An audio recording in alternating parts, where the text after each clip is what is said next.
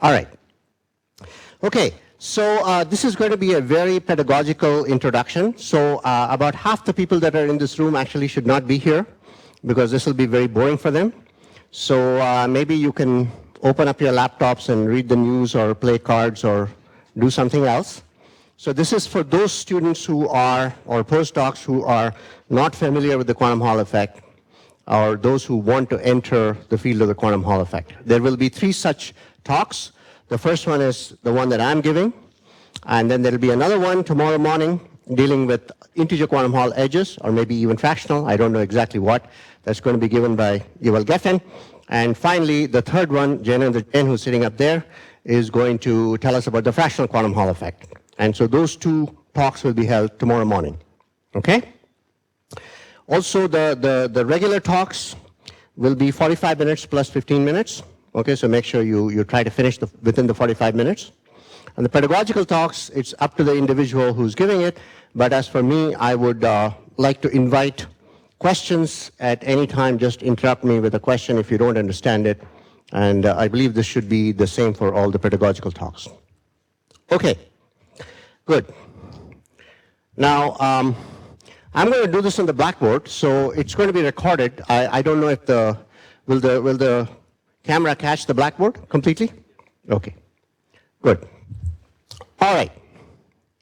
So, I'll start with the classical Hall effect.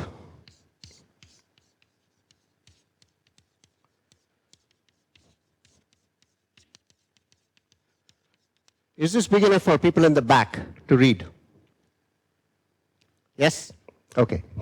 So then I will tell you what the phenomenon is of the quantum Hall effects. Then we'll talk about some elementary one-body Hamiltonian, which will lead to Landau levels and their degeneracy.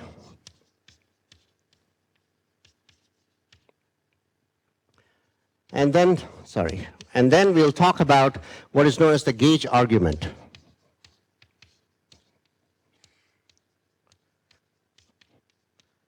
For sigma xy. And then I'll talk about disorder, which actually plays a very crucial role, and how it actually quantizes the sigma xy. And since Subhro has given me an extra 5 minutes or 10 minutes very kindly, if I have the time, there will be several talks on graphene, I believe, in this conference. And so if I have the time towards the end, I will tell you a little bit about graphene quantum Hall effect and how it differs from the standard quantum Hall effect in semiconductors. Okay, so let's start with the classical Hall effect. Classical Hall effect was discovered around 1881 or something like that, 1880. And it consists of the following. So you have a perpendicular magnetic field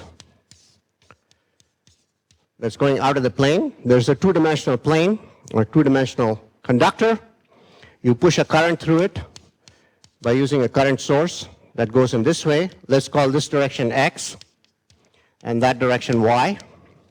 In the Y direction, the width of that sample is L sub y. And what is observed is that in addition to the usual longitudinal voltage that you would measure for any conductor, these are some contacts.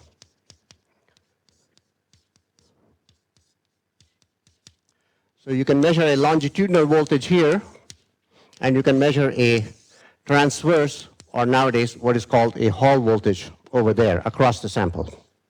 Okay, so the current is in the x direction, the longitudinal voltage is also in the x direction, and the Hall voltage is in the y direction. So let's imagine that this current is being carried by carriers of charge Q. So what is going to happen? If Q is positive, then of course the charges are going to be moving in the same direction as the current. If Q is negative, they're going to be moving in the opposite direction. All right? So imagine that you have a positive charge here carrying this current. It's going this way, and as it enters the field region, then it's going to get bent by the Lorentz force due to the magnetic field. Okay? And as it is bent, so let us see what happens. So there's Q, there's V is in this direction, B is in that direction, so it's going to get pushed towards my side of the sample. So it's going to accumulate over here. There are positive charges here, there are opposite negative charges on the other side, and that means there's an electric field that is being set up in the direction thus. Okay, so there's going to be some E field here that's in the Y direction. And of course, now that there's an E field, the charges that are moving through the sample will feel both the magnetic field and the force due to the electric field. And this will continue to occur until there's a self-consistent solution such that the electrons can propagate, or sorry, the charges can propagate straight through without being deflected. All right, when that happens, the condition should be that whatever charge is moving through here, the electric and magnetic forces on it should cancel. And so that just says that Q times E plus V cross B should be 0, right? And that tells you that in this case, the velocity in the x direction should be equal to E over B, right? So rather EY over BZ in this particular case, right? That is the condition under which those forces will cancel each other to some sign. Okay, so now let's try to figure out what this Hall voltage is actually going to be, okay?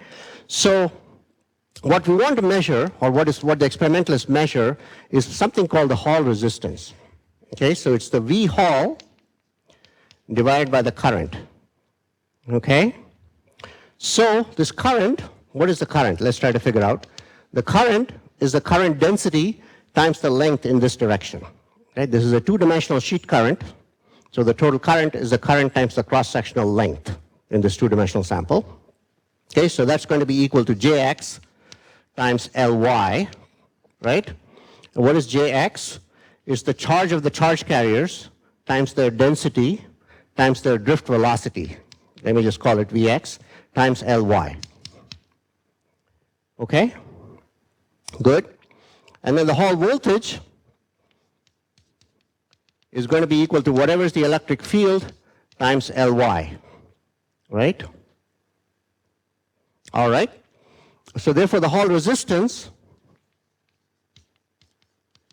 is going to come out as EY.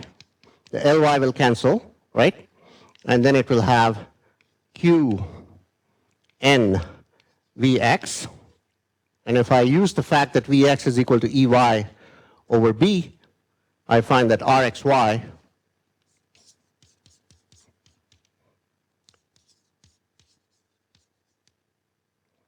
okay, that's what it is. So that is the Hall resistance. Now this, as I said, was observed already in the 1880s, and even today it's actually used in any materials lab to characterize samples. So one of the things you can do by measuring the Hall effect is to figure out what is the density of the carriers and what is the sign of the charge carriers. As you all probably know, sometimes in some materials, it's not the electrons that are carrying charge, but it's the holes. And they would come with a positive charge. So the sign of the Hall resistance indicates the sign of the charge carriers. And the magnitude, from the magnitude you can actually extract what is the density of charge carriers. Okay? So let me plot a graph of what it ought to look like. Okay, so this is B in that direction, and this is Rxy. So what you should observe is something that looks like that, something that looks like a straight line. And the slope of that straight line will tell you the density of the charge carriers. Okay? Good? This is the classical Hall effect. Any questions? Okay, is this all too elementary? Yes? You should say something. Otherwise, I've been known to point to particular people and ask them questions, which is a very dangerous thing. So you should ask questions first. Yeah. Sorry, I cannot hear you. Speak up a little bit. Very good. So Rxx would be, so even if the magnetic field were not present, there would still be an Rxx that would come from scattering due to impurities inside this two-dimensional sheet. Okay, so any sample always has some impurities, some defects, some lattice defects, and the electrons, as they're entering, will scatter off of them. And in addition to that, if you're at not a very low temperature, there will be photons and other things that can scatter electrons. Okay, so Rxx comes from that. Rxx in the presence of magnetic field, at the magnetic fields we're talking about, doesn't change very much. Okay, we will come shortly to the actual quantum Hall effects. So in the classical Hall effect, Rxx doesn't change very much. The quantum Hall effect, it will change dramatically. We will see that shortly. Okay, other questions? Yeah.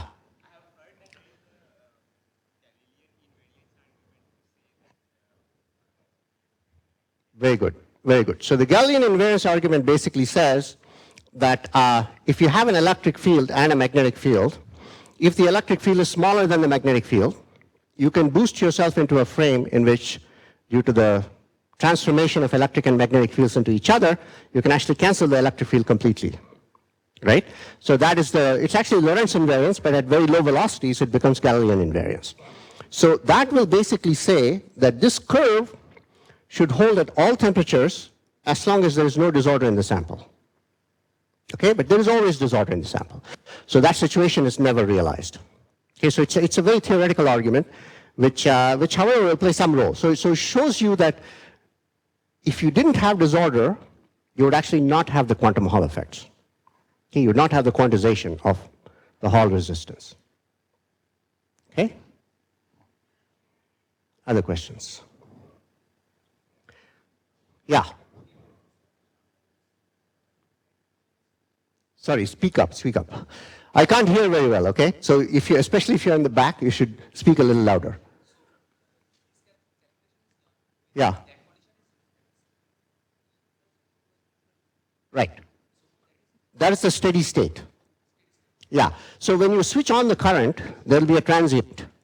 So before there was any current, of course, there's no electric field.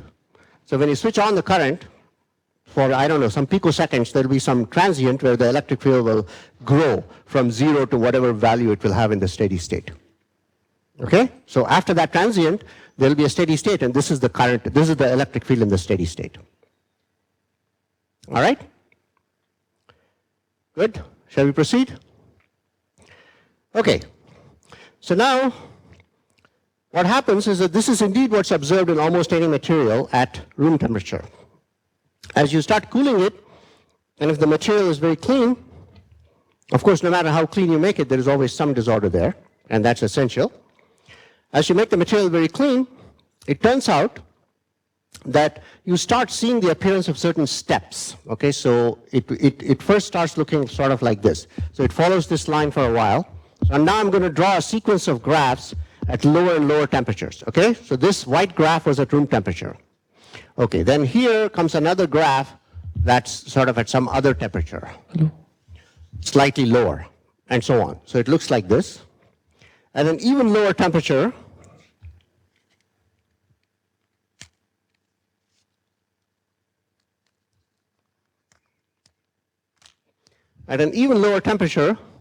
what will happen is that this guy will sharpen. And as the temperature keeps getting lower and lower, these steps, these plateaus, get sharper and sharper. Okay, not only that, the value of the Hall resistance at these plateaus is always found to be, or almost always, is found to be some, so H is Planck's constant, N is some integer, and then E is, of course, the electric charge. Okay? It's found to be this value. So let's say this is, I don't know, H over 1 E squared. Maybe this is H over 2 E squared. This is H over 3 E squared, and so on. Okay, so this is the phenomenon. So now somebody asked me about Rxx. So Rxx also does a weird thing. So what happens is that as you start developing these plateaus, you also start seeing oscillations in Rxx. Okay, now some of you may have heard of Shubnikov-de Haas oscillations, or de Haas-van Alphen oscillations, or something like that. So this is something that's used to measure the area of the Fermi surface in any material, in normal material slabs. So you do expect oscillations as a function of the magnetic field in any physically measurable quantity, in particular the resistance. Okay, so there are oscillations, but these oscillations, so let me draw them in a blue, with a blue chalk. Okay. So these oscillations, Rxx will start out somewhere here, and then there'll be some oscillations. And then, as these plateaus, as you lower the temperature, these plateaus are getting sharper and sharper. It turns out that when the plateaus are changing, this Rxx becomes very high. And during the plateaus, or in the region of B where there are plateaus, this Rxx is very close to 0. And then, again, it spikes whenever the plateaus change, and it seems to do this. Okay, so this is what Rxx does. Yeah. The amplitude of the oscillation of the Rxx probably depends upon the material. Yeah. I think the idea is that as the temperature goes to 0, these oscillations are going to get sharper and sharper, and the peak is going to rise. So it depends on the temperature and the material's properties. Okay? So this is what Rxx does. So what this is basically telling you is that in here, whatever electrons or particles are responsible for this Hall conductance, they're not able to scatter. Okay, so there's no Rxx. That's what it's trying to tell you.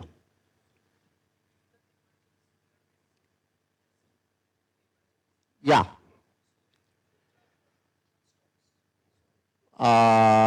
That's not completely true, right? That's true classically.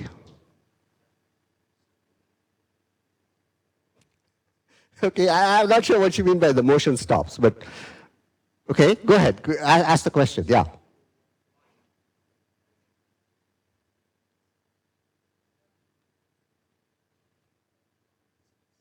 Why is the Rxx, why is it not 0 at certain points? Yeah. Why it is not 0? Why is it not 0? 0. Okay, in fact, Rxx, if you take a normal material, yeah, Rxx is almost always not 0. Right? If you take a metallic wire, something like copper, right, that does not superconduct, right, and you reduce the temperature of the wire, you will find that Rxx decreases as a function of temperature until it eventually saturates to some constant. Yeah. Okay, so it's not 0. Okay, the reason for that is that even at 0 temperature, or even at very close to 0 temperature, the electrons can scatter off of impurities, and therefore their momentum is not conserved.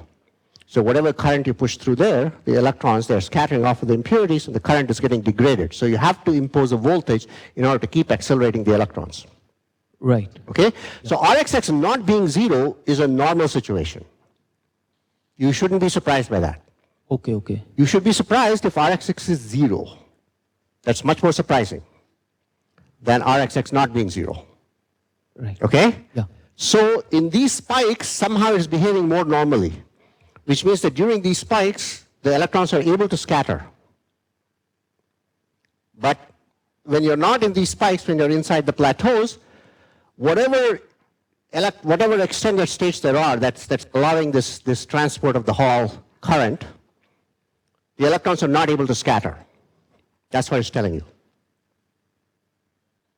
That Rxx is 0, there's no scattering in the sample.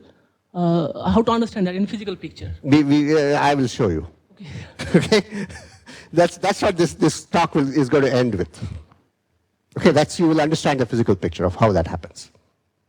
Okay? Other questions? All right, so this is the phenomenon. So let's see how to understand it. So let's start with something very basic. We will start with a clean, non-interacting system. And we'll write down a Hamiltonian. Okay, so this is extremely idealized, but this will let us actually at least start making some steps towards understanding what is going on. Okay, so what is such a Hamiltonian? Well, you have some quadratic band inside a semiconductor. There are some charge carriers, and they are subject to an external magnetic field. That's it. That's all there is, right? If there were no magnetic field, then you would basically write down P squared over 2m, right? That's what you would write down for your Hamiltonian in a quadratic band, assuming that it's an isotropic band. Let's assume that for simplicity. If it's not isotropic, then you can do some minor modifications and bring it into this form. When there is a magnetic field, what happens is that this P gets replaced by P minus EA, right? Where A is the vector potential that gives rise to the magnetic field, right? So this is the Hamiltonian of electrons in a magnetic field. All right. This A is some vector potential. You can choose whatever gauge you want as long as the curl of that A satisfies is equal to our magnetic field, which is just B in the Z direction. Okay. Now it turns out that of course the Hamiltonian is always gauge dependent because quantum Hamiltonians always come with the vector potential. And the wave functions are also gauge dependent, but anything that's measurable, like a spectrum or like the expectation value of some physical operator, those things will not be gauge dependent. Okay? So let's choose a very simple geometry. Let's choose a geometry like this, where this length here is Lx, this length here is Ly. Okay, so it's as though I took that sheet over there and I laid it flat on the board. Okay? Now, I'm also going to do something else. I'm going to make periodic boundary conditions. So this thing is really the same as that thing. So really you should imagine this sheet being rolled up into a cylinder. Okay, that's the geometry that I'm going to be considering. Okay. So for this particular geometry, it's very convenient to choose a gauge called Landau gauge. Okay, so Landau gauge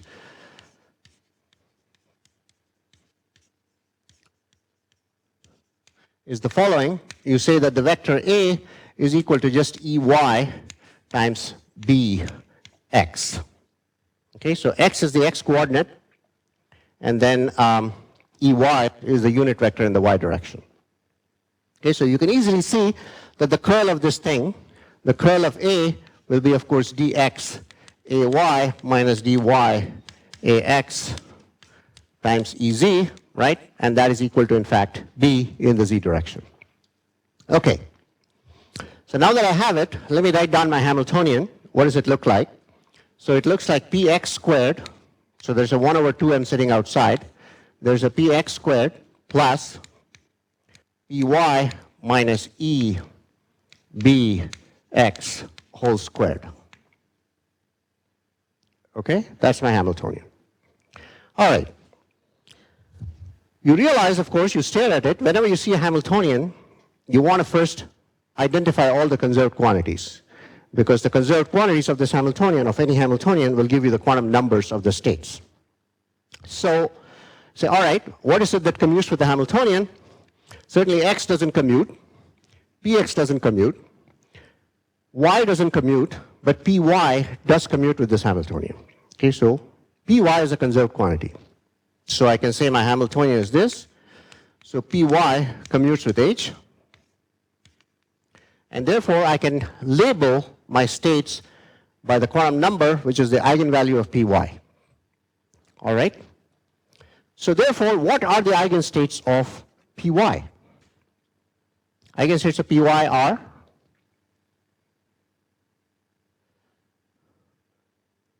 okay, very good. They're plane waves in the Y direction. So therefore, I can say that my wave function psi of x and y is going to be equal to some phi of x times e to the power I k y. Right? K is going to be the momentum in the y direction. And because I have chosen this particular periodic boundary condition, okay, and I'll tell you why in a second, why I chose that. Because I chose that, I realize that e to the I k y plus ly must be e to the I k y. And this tells me that the values of k should actually be labeled by an integer, and they should look like this. Okay, so stare at that for a second and convince yourself that it's correct. Okay?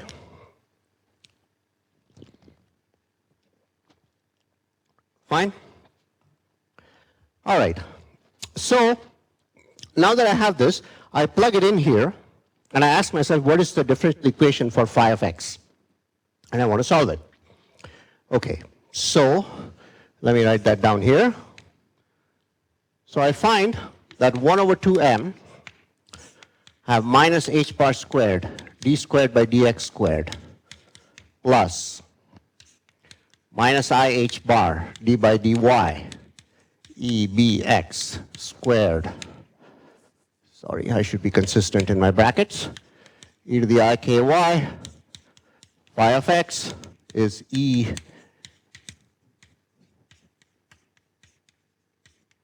Okay, this is the equation I want to solve. Of course, I've chosen it in such a way that this minus I h bar dy acting on that will give me an eigenvalue acting on the same thing, right? So I just plug in for this guy acting on that wave function is just going to give me h bar times a k. And then I can cancel the e to the I k y on both sides. And I end up with something that looks like this. Minus h bar squared over 2m d squared by dx squared of phi plus, okay, and now let's see what happens here. So 1 over 2m h bar k minus e bx squared phi.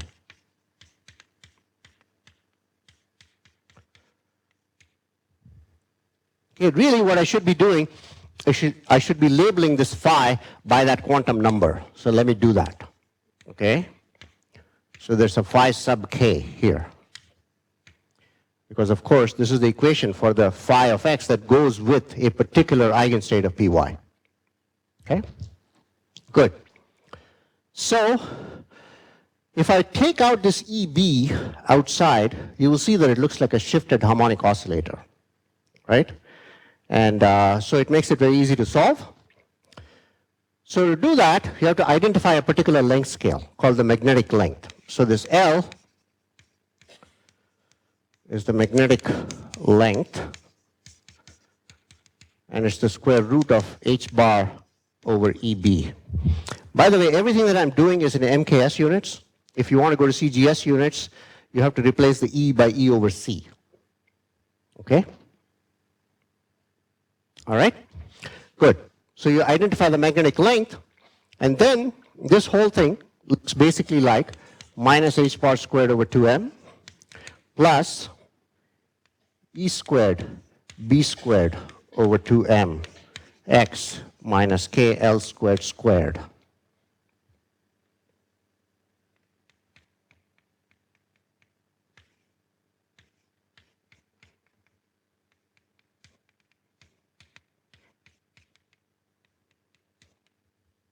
Okay, that's what it looks like.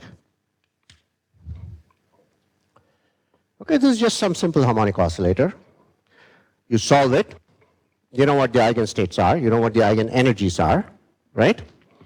So the energies are labeled by a quantum number n that goes from 0 to infinity. And this is just n plus 1/2 h bar omega c. Omega c is the classical cyclotron frequency EB over m. Okay? Fine? All right.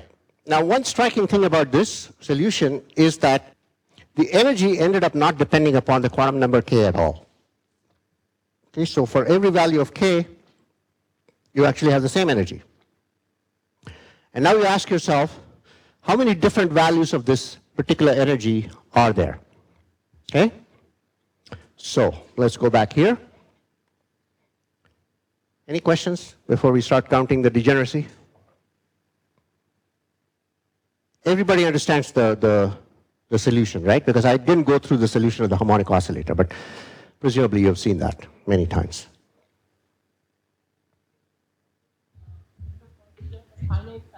Sorry, go. Yeah. We did not consider the finite size in the LX direction because then In the x harmonic direction. oscillator solution is not. I have considered the finite size in the y direction. But yes, but that's equation in X. Yeah. that solution is valid only for infinity. Very good. Very good. That's a very good point. We will address that very shortly. Okay, good point. Okay, so he's saying that basically the solution that I have is a solution of the harmonic oscillator when it has an infinite interval, minus infinity to infinity. It's not really valid when I have a finite interval, and that's correct. Okay, so nonetheless, it turns out that it's okay to do this. And why is that? Because you see these harmonic oscillator solutions, they decay very rapidly in X around their center. So let me write down the actual solution of this harmonic oscillator. What does it look like? So here is the total psi, which has, of course, two quantum numbers. It has n and it has k, right? And it's a function of x and y.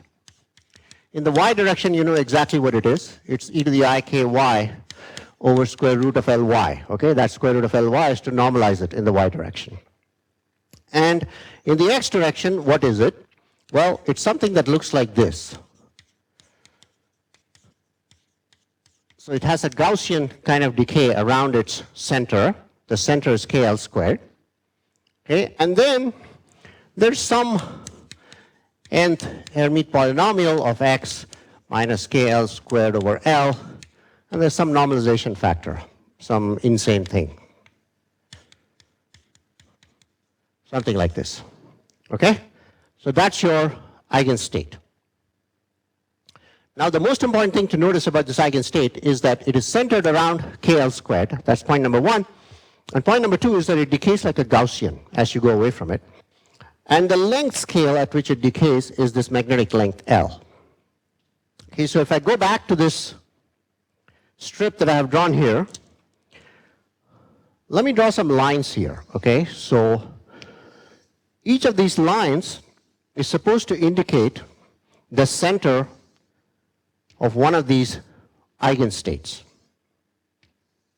Okay? So let us say that this will be j equals 0, this is j equals 1, j equals 2, j equals 3. And what is j? Remember, j,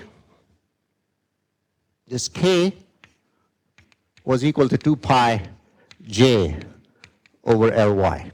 Right? That's what j is. Okay, so there's a discrete set of k labeled by an integer j. And for every value of k, the lambda orbits are around a different center. Okay? The spacing of these guys here goes like 2 pi over Ly. Okay? It's got nothing to do with the magnetic length. It has to do with how broad your sample is in the y direction. Okay? So as I make the sample bigger and bigger in the y direction, these orbits will get closer and closer to each other, these centers. All right. Now, what is the magnetic length on this length scale? It'll be something like this. So say I take a particular orbit here, it'll be something like that. So this will be the shape, which is that Gaussian, okay, around a particular center. Yeah.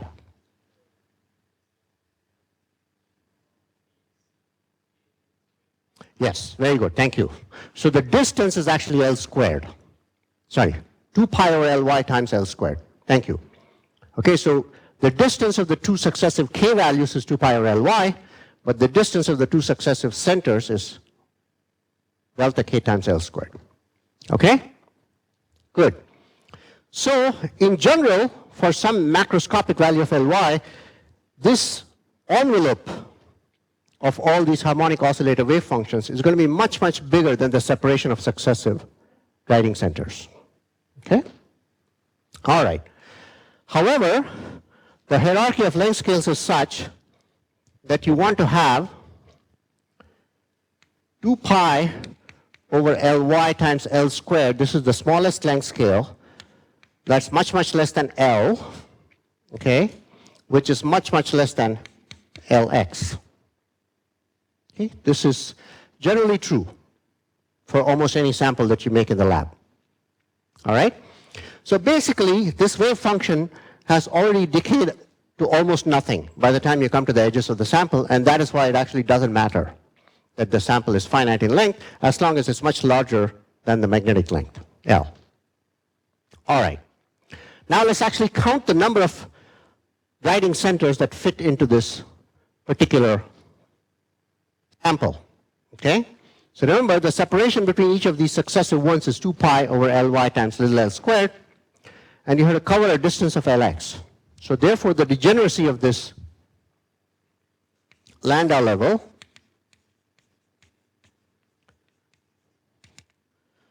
the number of these guiding centers is just going to be this value, right? And what is that? There are a number of different ways of writing this. So first, let me write it as Lx Ly divided by 2 pi L squared. Then I'll expand out the 2 pi L squared. So L squared, remember, is h bar over EB. So I will rewrite this as B times Lx times Ly divided by h over E. Okay, let me write it like that. So 2 pi h bar is h.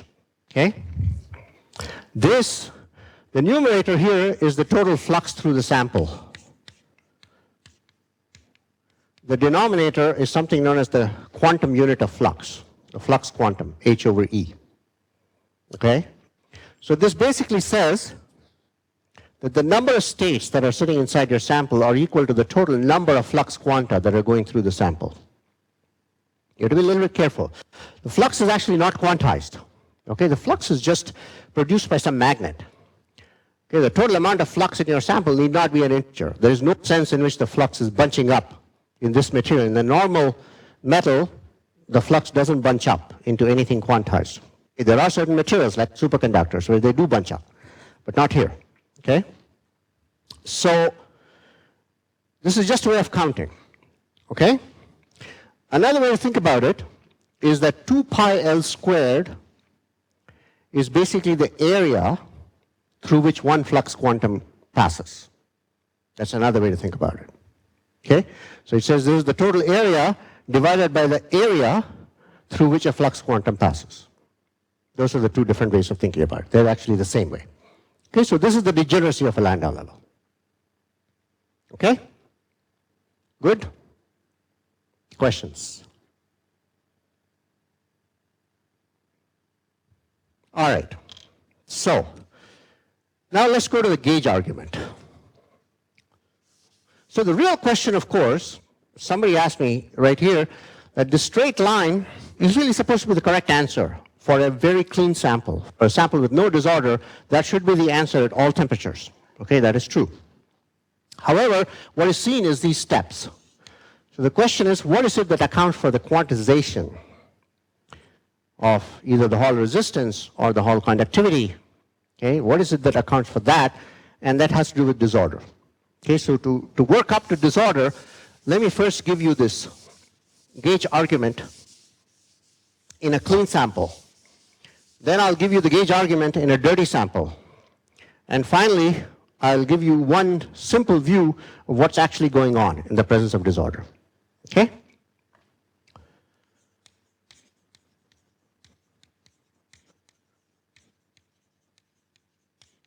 This, by the way, is due to Laughlin and Halperin. All right, so here's how it goes. So I'm going to take that plain sheet and I'm going to roll it up in cylinder the way I promised. Okay? Now let me write it as a cylinder. So here it is.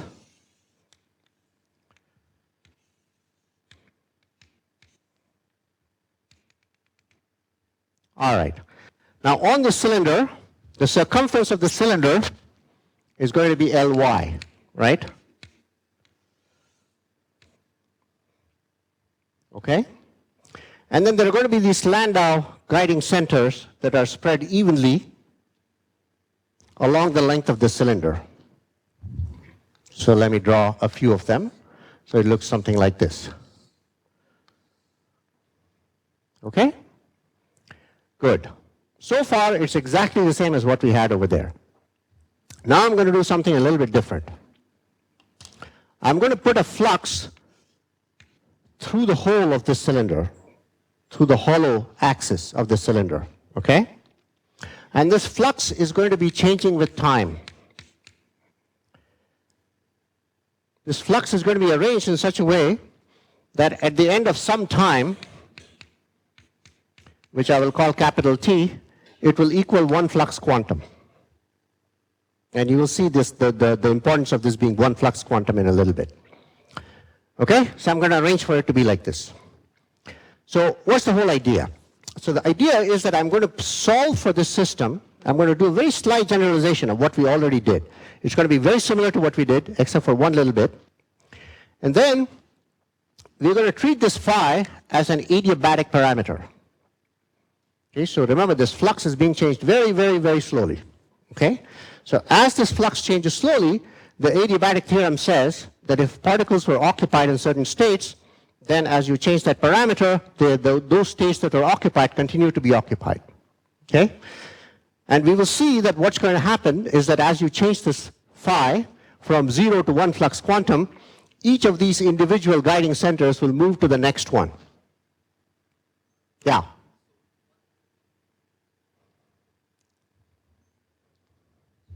So in that case, the magnetic field is perpendicular to the plane of the Correct. But in this case, when we consider the flux through the hollow, it's not perpendicular to the.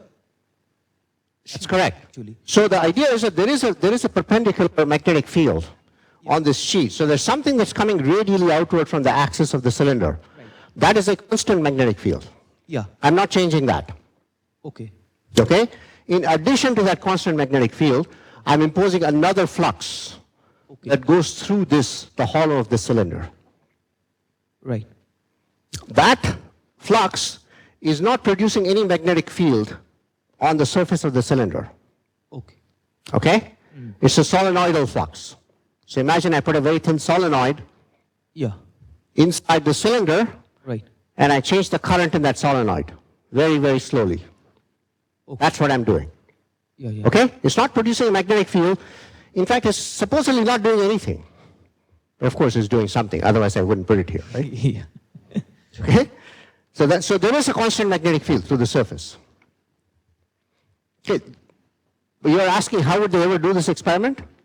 No, I'm asking that if I want to change the flux to the hollow, so it needs that the current in these rings of the solenoid should. That is not the solenoid, by the way. That is the actual quantum Hall sample. Yeah. Right? The solenoid itself is some very, very thin thing here. Okay, so there's some very thin solenoid that's going through here. Okay. Okay? Understood. I'm putting a current through that. Okay, understood. All right? Good. You should ask me all these questions, otherwise you will completely misunderstand what I'm saying. Other questions? So everybody gets what I'm doing, right? I'm putting a very tiny, very thin solenoid through here, and I'm changing the flux through that solenoid. Okay? Good. So I'm going to solve this problem, like I said. So here's the broad picture of what is going to happen. So I'm going to solve this problem for fixed values of phi. I'm going to treat phi as an adiabatic parameter. And you will see that at the end of the day, when phi changes from 0 to 1 flux quantum, each of these guiding centers moves on to the next one. Okay? Then I'm going to use Faraday's law and say that this flux here is a time-varying flux.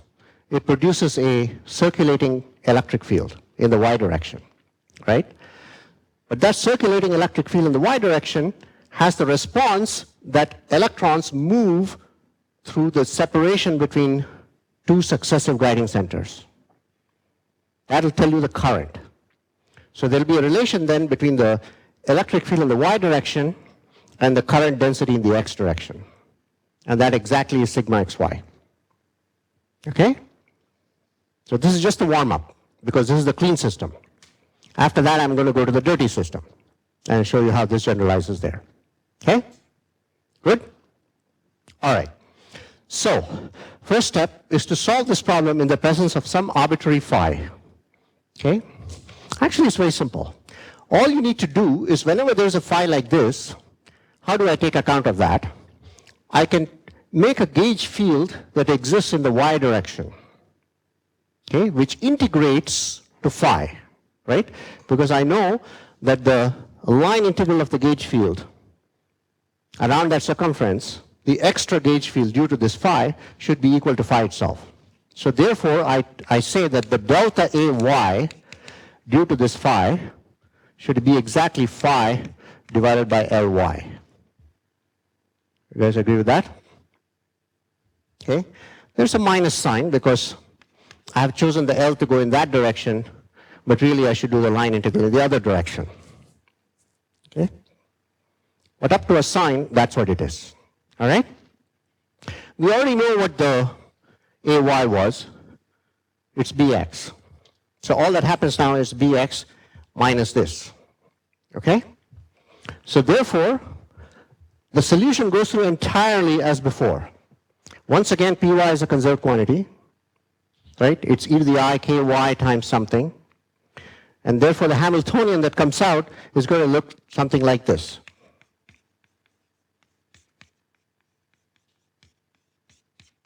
So let's not get confused between the capital phi, which is the wave function, and the little phi, which is the flux. Okay? So this is some phi sub k of x plus. So let's see what it looks like now. So the minus I h bar d by dky was an h bar k minus e bx. Everything here is as before. And then there's a plus, what is it? E phi.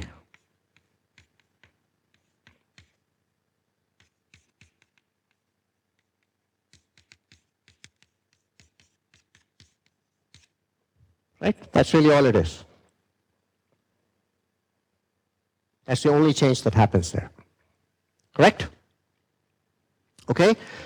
So what is the net effect of this change? The net effect of this change is to take k and shift it by something. Okay? What is that something?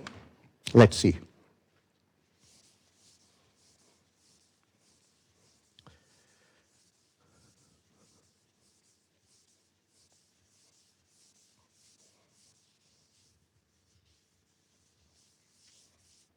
By the way, Subhro, how much time do I have left? Okay. Very little. Okay. All right. Okay, so I will write this as h bar times k plus e over h bar phi Ly. Okay? And this will be h bar k plus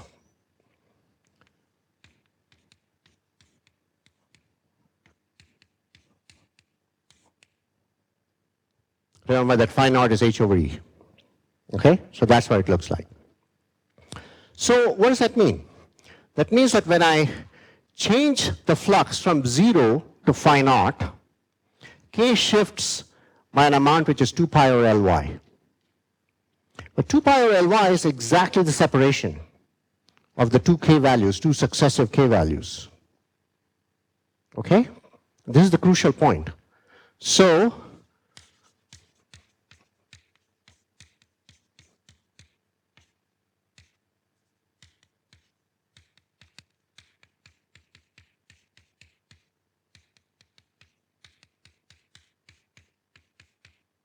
each j goes to its next, to its neighbor.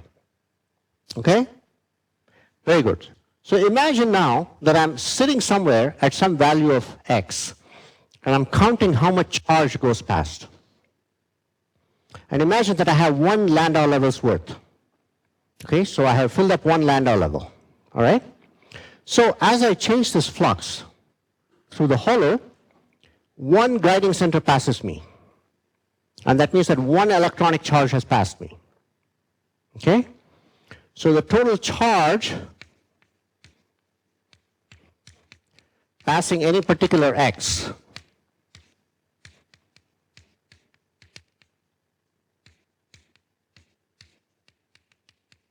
the electronic charge E.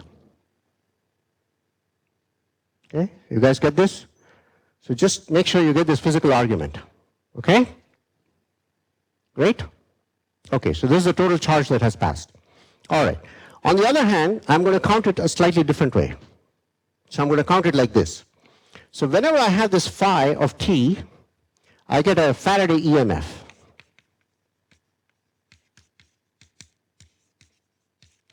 What is the Faraday EMF? I know that the line integral of this EMF must be equal to the rate of change of the flux. It's some minus signs. Okay, so let me put a minus sign. Right? This is Faraday's law. All right? So that means that the electric field that appears in the y direction times Ly, which is the line integral of that EMF, should be equal to d phi dt. And what is that? I have phi, so it's minus phi naught over capital T. Right? So therefore,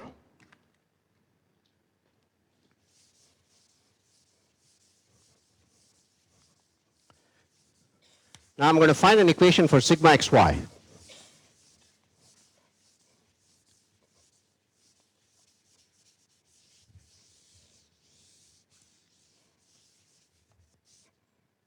So the general equation for the conductivity, is something that looks like this. E equals sigma j. But really I should put some indices on this, okay? So it will be something like E alpha is sigma alpha beta j beta, right? In general, if you had a multidimensional thing. Here I'm looking for jx, but EY. Okay, so this is the Hall conductivity. So what I really want is I want EY equals sigma x y times j x, sigma yx. Right? This is what I want. Okay? Good. So now I just equate the two sides. What I want to do is I want to do the time integral over one full from 0 to capital T.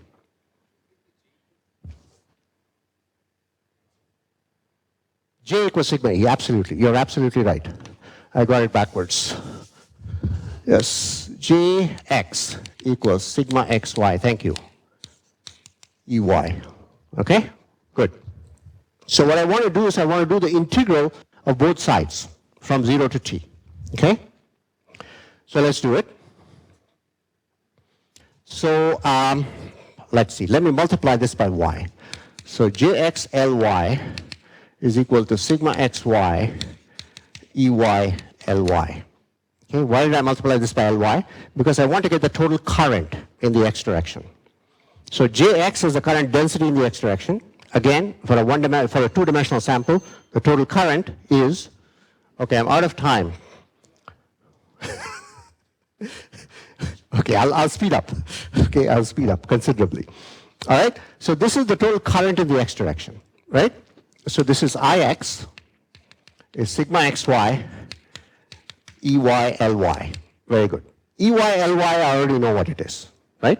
Phi naught over t. All right. Now I'm going to integrate this over the time between 0 and t. So integral 0 to t dt Ix. How much is that? That is the total charge that passes any particular point. But the total charge, we agreed, was equal to 1 electronic charge if one Landau level was full. So this is just equal to E, and that should be equal to sigma xy times Ey Ly. Sorry, this is, okay? And I integrate this from 0 to t, I get rid of the capital T, right? And so that tells me that this is minus sigma xy, and then I'm going to write down phi naught. That's h over e. Okay, so this tells you that sigma xy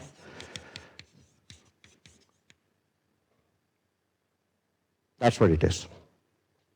Now if you had n Landau levels full, the total charge that has been transferred would have been n times, an integer times E, and therefore the sigma xy would have been E squared divided by n times h. Okay? Good. All right. So this tells you that this must be the Hall conductance for a clean system. So as I told you, this was just a warm-up. So what happens for a dirty system? All right. So here comes the argument. So there were lots of little orbitals here, right? These guiding centers were here. let's imagine, question, yeah. So if we consider that in Landau levels are filled, so where does it change that I missed that point? Sorry, I couldn't hear you. Consider this is where that we have considered one Landau level is filled here. Yes. So if we consider in Landau levels are filled, yeah. So where does it change actually here? Here. So the total charge that passes a particular x is equal to this. This is the number of occupied Landau levels. Okay. Right? Because each Landau level will have its own set of guiding centers like this. Right. Okay? Mm-hmm. Okay. So, right? So that's where it will change, and this is where it will change, here. Mm-hmm. Yeah. Okay? Yeah. What happens at the boundary? Right. So I'm imagining that there is some contact that can feed electrons from the left, and there's some other contact that can take away electrons from the right. So I'm assuming that that is happening. Okay, I'm sitting somewhere in the middle of the sample, where all this is not important. Okay? All right, now we come to the disorder. So the argument goes as follows. So remember, there were some guiding centers here, right, before you put in the disorder. Let's imagine putting in the disorder only between here and here, and leaving the rest of the system clean. So, to first approximation, all the guiding centers that are sitting outside the disorder are not affected. It's not strictly true, but it's reasonably true, because remember, the wave functions decay with a Gaussian as you go away from this guiding center, right? Okay, so all these guiding centers that are here will get mixed up by the disorder. They will get scrambled, and there will be some superpositions, some new superpositions, which will be the true eigenstates. Okay? But the key point is that, remember, those superpositions were made out of these old guiding center orbitals. So therefore, as I change the flux, each of them goes to its next partner. Right? So the same thing should happen inside here. If I look in the superposition that's formed by the disorder, each guiding center should move to the next one. By the time I'm done putting one full flux quantum, the situation looks exactly the same as before. Right? Because one guiding center has entered from this end of the disorder, and one guy has left from that other end. Okay? So unless charge is accumulating inside here, the electron must have been transferred from one end to the other end. You guys get the argument? No? Let me repeat it. Okay? So in here, there's some very scrambled looking. Okay, it goes to the other side and so on. Okay? All these guys are degenerate. So whenever you have a set of degenerate states and you put any perturbation, everything gets completely scrambled up, because you have to diagonalize the perturbation, right, in the space of degenerate states. Okay, so they get scrambled up, and there's some new set of eigenstates. As I change the phi, this superpositions will all change, right? But the key point is that when I take phi from 0 to phi naught, each of these guys has gone to the next one, right? So inside the superposition, so look at each individual guiding center in the superposition. Each of them has gone to the next one. Okay? So all the states that are occupied before are still occupied. But what has happened is that one guiding center has entered the disorder region from the left, and one of them has left it from the right. Okay?